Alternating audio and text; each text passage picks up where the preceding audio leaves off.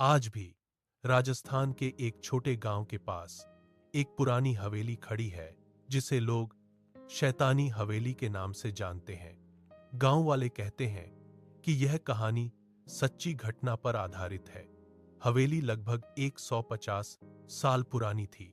उसके बड़े बड़े दरवाजे, टूटे हुए शीशे और अंधेरी दीवारें देखकर ही लोग डर जाते थे। कहते हैं कि हवेली के मालिक ठाकुर वीरेंद्र सिंह एक बहुत कठोर आदमी थे।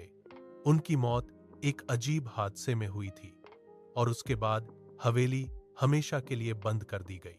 2017 में 4 दोस्त रोमांच के लिए उस हवेली में गए। रात के करीब 10 बजे वे मशालें लेकर अंदर घुसे। शुरू में सब सामान्य था, बस हवा की अजीब आवाज और पुरानी लकड़ी की चरमराहट सुनाई दे रही थी। जब वह हवेली के दूसरे माले पर पहुंचे, उन्हें एक कमरा मिला जिसका दरवाजा आधा खुला था। अंदर एक पुरानी कुर्सी हिल रही थी, जैसे कोई अभी अभी वहां से उठा हो।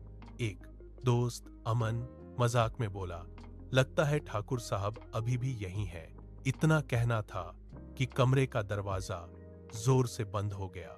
सब डर गए। उन्होंने दरवाजा खोलने की कोशिश की, लेकिन वो हिल भी नहीं रहा था। तभी कमरे के कोने से किसी औरत के रोने की आवाज आई। टॉर्च की रोशनी उस तरफ गई और उन्होंने देखा एक सफेद साड़ी पहनी औरत दीवार के पास खड़ी थी। उसका चेहरा दिख नहीं रहा था।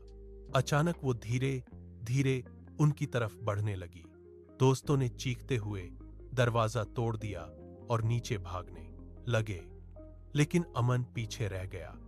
नीचे पहुंचकर जब सबने उसे आवाज दी, कोई जवाब नहीं आया। गांव वालों को लेकर जब वो दोबारा हवेली में गए, अमन बेहोश पड़ा मिला। उसके बाल सफेद हो चुके थे और होश में आने के बाद उसने सिर्फ एक बात कही, वो औरत अभी भी किसी का इंतजार कर रही है। उस दिन के बाद अमन कभी नॉर्मल नहीं हो पाया और आज भी रात के समय उस हवेली के अंदर से किसी औरत के रोने की आवाज सुनाई देने की बात कही जाती है।